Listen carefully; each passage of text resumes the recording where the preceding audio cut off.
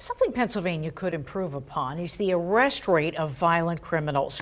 There's legislation that aims to help do that. Will it pass? Mallory Metzner joins us live at the Capitol right now. Mallory. Alicia, the Victim Act is receiving overwhelming support in the House and could pass possibly as soon as tomorrow. Then it would head to the Senate, but there are still hurdles to clear before the bill could help law enforcement. Improving the way crimes are solved in Pennsylvania. What types of violent crimes would the bill help solve?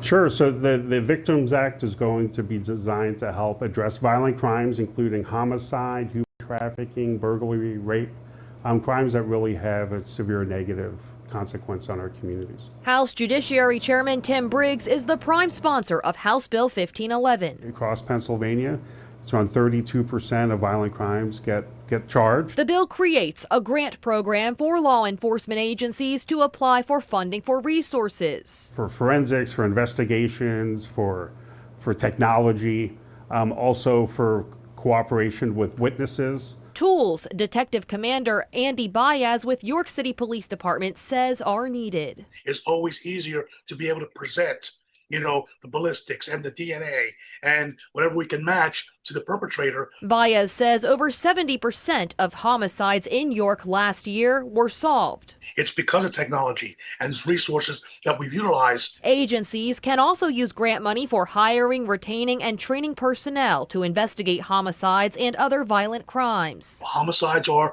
always typically have been the ones that are the toughest to solve. Grants would be awarded statewide, but at least 10% is for rural communities. But largely the money would be directed to the areas where there is a high violent crime rate. And if the crimes aren't solved, the criminals stay on the streets. That person who committed the crime is going to be out in the community committing more and more crimes. You get away with it once. What's to stop you from doing a second or third time? Representative Briggs says a mirror bill was filed in the Senate, which he would advocate for. He hopes that bill sponsor would do the same for his bill to make it law this session. The grant program established under the Victim Act would be funded through the budget process.